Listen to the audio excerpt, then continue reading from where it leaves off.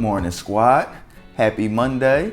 Welcome back to MadMizzy Sports Morning Show. And what a somber morning for me after my Niners took an L. But what a great competitive weekend of college football and NFL football. And we got to start off. I'm going to start off with in the NFL with so much big news being released this morning. And then we got the Monday Night Football game going on tonight. And a recap of week one of Sunday. So to start it off, let's start off with the big news that's just been released this morning that Dak Prescott has a hand injury, may be out for several weeks this season. What's going to go on? Are they going to make a trade for a quarterback? Are they going to go after a quarterback? This is huge news, and like a lot of people are discussing this morning, now it's becoming more so, does Dak have an injury issue? Does he have an issue with staying healthy? You came in last year, you were recovering from an injury. You were recovering from an injury that you suffered the previous year. So that's 3 straight years you're having an injured year. So that's major, especially after getting paid as one of the top quarterbacks in the game. So that's major news, and I would think that the Cowboys have to try to make a move for a quarterback and not throw in the towel on the season and just chalk it. Like, I don't think they can just chalk this season with the way they're constructed. They got to figure out if Mike McCarthy is the person that they're going to keep next year or not. Or they might already know that they getting Sean Payton next year anyway. But the other big, huge news that was released this morning, TJ Watt, possible torn pectoral muscle. That joint be happening a lot on Madden. Yo, I can't be the only person that joint be happening a lot on Madden too. So it wasn't surprising to see it, dog.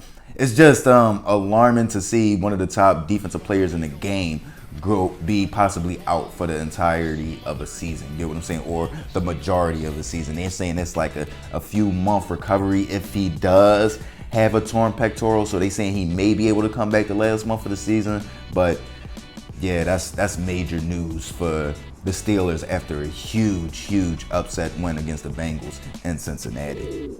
But let's move on and let's focus on my San Francisco 49ers and our loss in Chicago. And everybody wanting to come out and say, see, this is why they kept Jimmy. And if Jimmy was in there, they probably would have won the game. And Jimmy Garoppolo is not a great passer of the football. So why in inclement weather against high-level adversity do you believe that he would have somehow now raised his play and raised the play of everybody else around him when he's never done that before? He's never done that before. Let's look at our 2019 Super Bowl run. We played the Washington, then Redskins at the time, now Washington Commanders. In Washington, torrential downpour, rain all over the field, couldn't do nothing.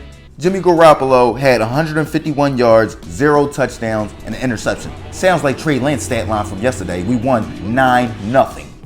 He didn't do nothing special. He kept the defense played out of their mind, just like our defense did yesterday until the last 3 drives when they just decided they wanted to give up touchdowns to Justin Fields. Like, all right, let's stop playing D, y'all. So then you look at it last year. The game that Kyle Shanahan decided he was going to make Deebo Samuels our MVP was after we played the Indianapolis Colts in a torrential downpour at home. We lost 30-18. In that game, Jimmy Garoppolo went 16 for 27, had 181 yards, 1 tubby at the end in garbage time, and 2 interceptions. I remember watching that game saying this man cannot throw the ball in the rain. You compared him to Carson Wentz. Carson Wentz out there like it ain't nothing. You know what I'm saying? He got the big arm, big hands, strong dude. Jimmy is back there like a model. He's fumbling the ball and he couldn't handle it in inclement weather. So to even say yesterday he would have changed the results, where? He's not a better passer than Trey Lance. He's not more athletic. So I don't see how in any way, form, or fashion he would have affected the game more positively than Trey Lance would have. But I get it. It's just, you know what I'm saying, it's a headline, it's something to talk about. I get it. But no. No. I like what I seen from Trey Lance as far as him being able to take care of the ball. He threw 1 interception, but he didn't have a fumble in that torrential downpour. He had a lot of drops. He had a lot of penalties we were dealing with. We were 12 for 99 on penalties compared to 3 for 24 for the Chicago Bears. You know what I'm saying? Deebo Samuel fumbled the ball in the red zone, our first drive. That's not stuff that's on Trey Lance, so don't do that. Because Jimmy Garoppolo never, ever overcame circumstances like that in inclement weather and high-level adversity. Stop it.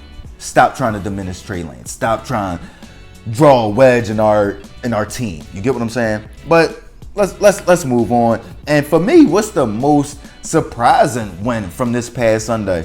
I just spoke on my 49ers. That kind of crossed my mind. I was thinking about a few other teams, but to me, you got to speak on the New York Football Giants going into Tennessee and beating the AFC seed from last year, the Tennessee Titans. That's just mind-boggling to me. Me and my cousins watching the game at my cousin's spot, and he just like, oh, the Giants trying to be tough this year, and it's just a joke because they are a joke.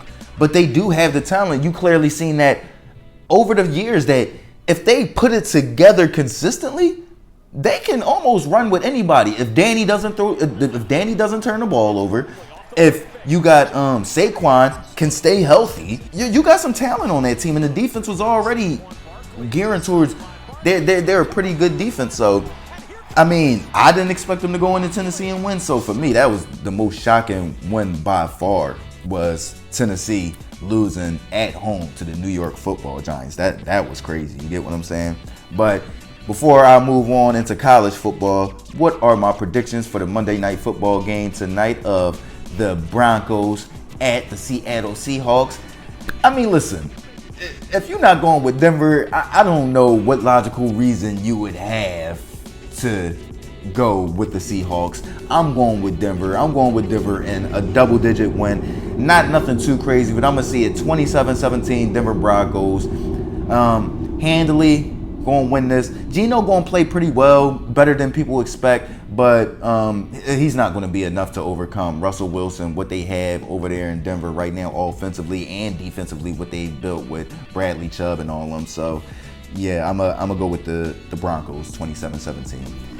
But let's move backwards into Saturday. Let's go into college football, and I want to give some praise to players out there in the Big Ten right now. And that's the first one, this wide receiver at wide receiver U in Ohio, at Ohio State for the Buckeyes, and that's my guy's son, Marvin Harrison Jr. I'm from Philly. Marvin Harrison's from Philly. Marvin Harrison Jr. balled at high school in Philly at St. Joe's Prep. They had Jeremiah Trotter at St. Joe's Prep, Jeremiah Trotter Jr. and Marvin Harrison Jr. at St. Joe's Prep. They was running things. You dig what I'm saying? I think DeAndre Swift came from St. Joe's Prep. But to move on, just want to give praise to Marvin Harrison Jr. Where did this man get his size from? He got hands like his dad. He got route running ability like his dad, but his size is just out of nowhere, unlike his dad. It's beautiful to see. Had 3 touchdowns Saturday. The first Ohio State wide receiver besides Joey Galloway to have 2 career games with 3 receiving touchdowns. Tip my cap to this young man, and I hope my Niners land him, or the Baltimore Ravens down the line land this dude. I hope he land with a great young quarterback, man, because Marvin going to be a beast. Lil Marvin going to be a beast, you feel what I'm saying? But I got to give some praise to the kid down there in Michigan too, right? JJ McCarthy? Yeah, I told y'all, he is going to be the starter. Our offense is too explosive with him in there. He throws a good deep ball. He's explosive running the ball. Then you got to stack the box because you got Blake Corum and you got JJ McCarthy in the backfield running the mesh. If one of them hit a hole and you don't see it, that's a touchdown. Then you throwing it over the top. It's too much to cover to just give it to Cade because he's older. He's older. He's more experienced. He's not better. He's not better. J.J. McCarthy had an outstanding outing, 11 for 12. His one incompletion was a drop by Ronnie Bell. 3 touchdowns, 229 yards through the air. Just simply unstoppable and a marvel to watch as he was out there doing his thing, in my opinion. So that it's clear cut that J.J. McCarthy is going to be our starter moving forward because he gives us the best chance to be a true contender in, like I said, the college football playoffs and not just in the Big Ten to beat Ohio State. No, I actually want to contend if we make it to the college football playoffs. So tip my cap, and JJ better get that starting job moving forward. You dig what I'm saying? Now, to end off episode 10, y'all know I got to end it off with some boxing. Word is Anthony Joshua has accepted the offer from Tyson Fury to take the fight, the mega fight, with the 60-40 split. They're trying to iron out the details right now so they can get that fight done this year. Hopefully Tyson Fury will be able to fight Usyk next year when he comes back, because Usyk said he just isn't going to fight anymore in 2022. So hopefully that fight can happen in 2023. But hey, listen, what does this super mega fight of Canelo versus Triple G mean for boxing? It means everything. It means everything that you have the superstar Canelo clearing out this trilogy just for the fans. Like he said, this fight is literally for the fans. They went out there 2 times and fought a war. They do not need this. Now, it's the biggest payday for either of them, but neither of them need this punishment that's about to happen on Saturday night.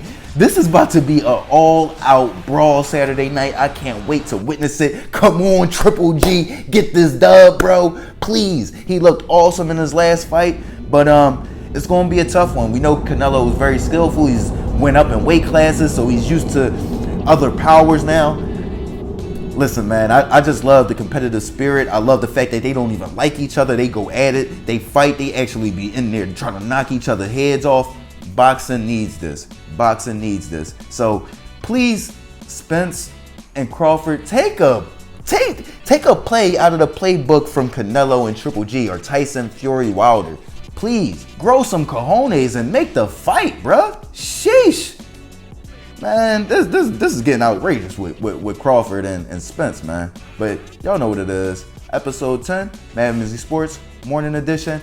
I'm going to give y'all a morning motivational quote for every Monday. And today I'm going to give y'all one of the greatest motivational quotes I've ever heard from a sports superstar, Wayne Gretzky. You miss 100% of the shots you don't take. I.e. meaning, if you don't take the shot, you have no opportunity to make it at all. So go out here, take your shot, be who you want to become, and yeah, just be great. Y'all know what it is. Forget Mondays. Don't let this Monday bring you down. It's the start of a great, productive week. Like, comment, share, subscribe, listen. MadMizzy Sports Morning Show, MizzyWorld, ENT, subscribe, alert, gang.